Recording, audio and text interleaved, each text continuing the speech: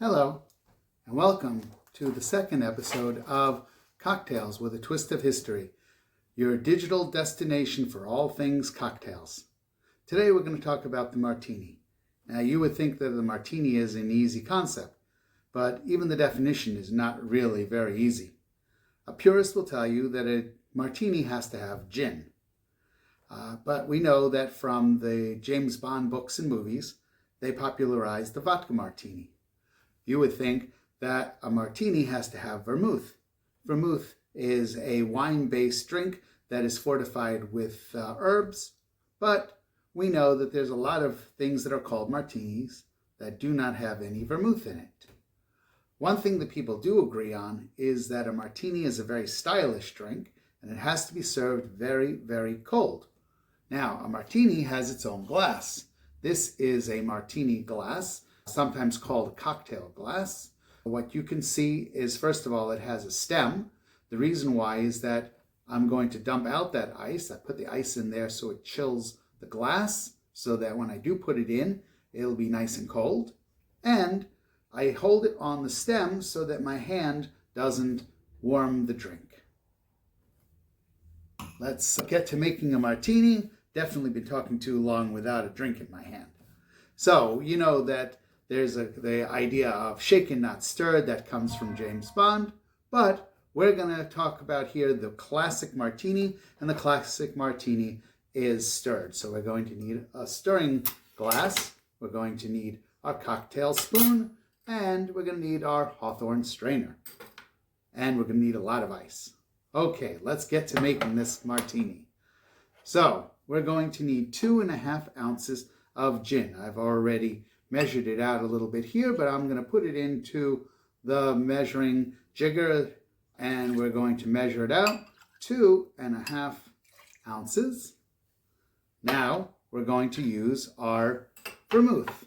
Now I'm going to use a 1/2 ounce vermouth. Actually, I'm going to use a slightly less amount of vermouth. I tend to have my martinis a little bit drier. We'll talk about that in a second. Okay, now we are going to dump out our ice from our glass. We're going to take new ice and we are going to fill up our mixing glass with ice. And like I said, it has to have a lot of ice because it needs to be very, very cold. A little bit of splash there. And we're going to take our spoon and we are going to stir. And we're going to stir, stir, stir. Got to stir it a lot. It does have to be very cold. If you feel that, you can feel it's already starting to get very cold. And once we stir it, we're going to take our hawthorn strainer and our martini glass, and we're going to pour it in. And you can see by stirring it, it becomes really, really clear and very crisp, which is what you want from a martini. Now, the garnish from the martini is usually an olive, sometimes a lemon twist. We are going to use an olive. If you do use an olive, make sure to use an odd number of olives. Legend says that even number of olives is bad luck. I don't know why, but if your bartender gives you an even number of olives, it probably means they don't like you. Maybe you didn't give them a good tip. I don't know, but here we go. Now, let's try that. Cheers. Oh, that is really nice. That is cold. That is crisp. You have the gin that comes forward. It's a lot of gin. You have the vermouth that gives it that herbal edge. Oh, it is very, very nice. Ernest Hemingway used to make a martini that was called a Montgomery. Montgomery was a World War II field marshal, and he would never go into battle unless he had 15-to-1 odds. So Ernest Hemingway's martini was 15 parts gin to 1 part vermouth, which means that he had a much drier martini. The less vermouth, the drier, the more. There is a perfect martini that has half the amount of, it has the amount of vermouth, which is half of that is dry vermouth and half of that is sweet vermouth. So depends on what you like. Julia Childs was famously heard saying that she likes a dry martini where you take the bottle of vermouth and you bow towards France, meaning she drank gin that was mixed with some ice, which I have had, and it is really good, by the way. You pour it into your martini glass, you put in your garnish, and you drink, and it is delicious. Let's get back to our history. So, like a good cocktail, I think that the history is really a combination of a few stories, or at least that's the one that I like to tell. I think that it started in California in the late 1850s.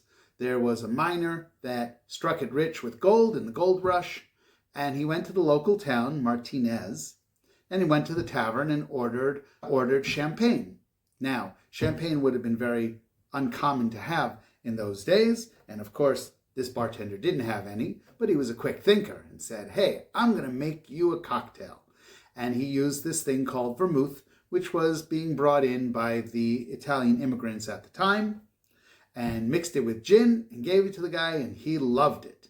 Now, he had his newfound wealth, decided to go on a trip. He went to San Francisco to a nice hotel called the Occidental Hotel.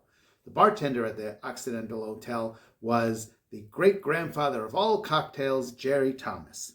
Jerry Thomas was one of the early people that made a cocktail book. He was an artist, so he had pictures in it. He also believed that a cocktail had to have a garnish. It was a presentation.